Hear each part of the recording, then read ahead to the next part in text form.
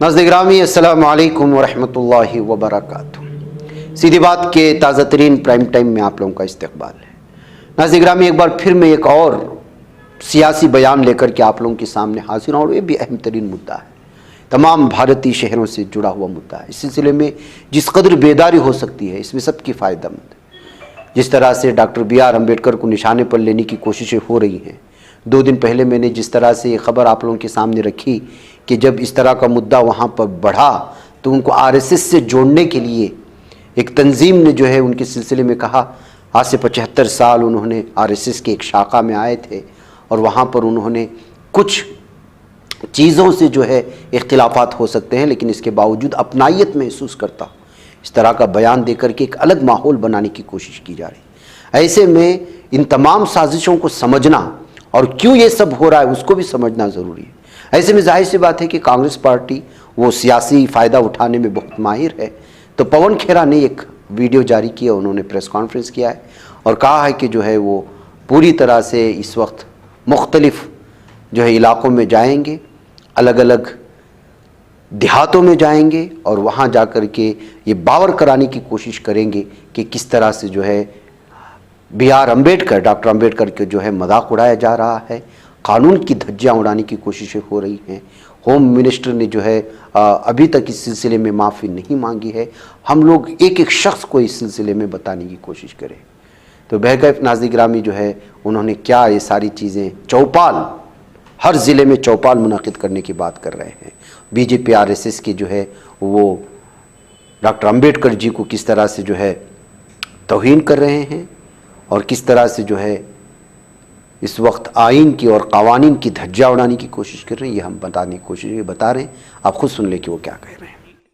17 दिसंबर को संसद में गृह मंत्री ने एक ऐसी अपमानजनक टिप्पणी बाबा साहब डॉक्टर भीमराव अंबेडकर जी के लिए की थी, जिसके पश्चात हम कांग्रेस पार्टी की तरफ से पूरे देश में एक आंदोलन शुरू किया गया।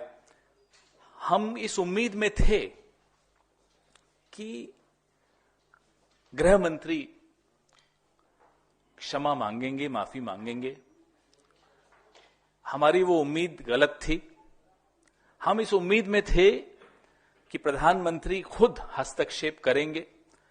प्रधानमंत्री ने हस्तक्षेप किया, लेकिन गृह मंत्री के पक्ष में और बाबा साहब डॉक्टर भीमराव अंबेडकर जी के अपमान में साझीदार बनते हुए दिखे प्रधानमंत्री जी।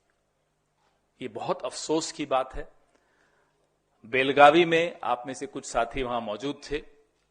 वहां भी जो एक ऐतिहासिक कांग्रेस कार्य समिति की बैठक हुई, उसमें भी इस मुद्दे को जोर शोर से उठाया गया और तय किया गया कि एक अभियान शुरू किया जाएगा कांग्रेस पार्टी की तरफ से, जय बापू, जय भीम, जय संविधान।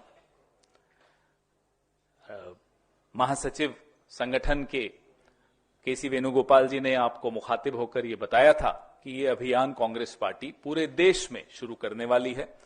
इस अभियान के तहत हर जिले में हम चौपालें लगाएंगे, इस पे चर्चा करेंगे कि कैसे न केवल बाबा साहब डॉक्टर भीमराव अंबेडकर जी का अपमान, बल्कि संविधान को बार बार नीचा दिखाने का षड्यंत्र आज से नहीं दशकों से भारतीय जनता पार्टी और राष्ट्रीय स्वयंसेवक संघ लगातार करता आ रहा, और उसका सीधा सीधा खामियाजा प्रत्येक नागरिक को झेलना पड़ता है, उसको भुगतना पड़ता है।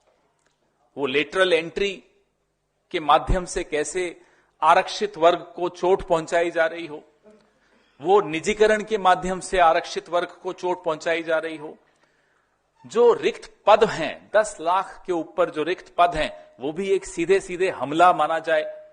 ऐसे अनेक हमले, एक नहीं अनेक हमले। और लोकसभा चुनाव से पहले आप सबने देखा, आप सबने सुना, पूरे देश ने देखा और सुना कि 400 पार और संविधान बदला जाएगा। इन्हीं के नेता बार बार दोहराते थे। लोकसभा चुनाव में उनको इसका जवाब अच्छा मिला, लेकिन फिर भी बाज नहीं आए। और इसकी एक ऐतिहासिक पृष्ठभूमि है. There is a historical background to the animosity the RSS has always had against Dr. Bhimrao Ambedkar ji and the Constitution of India.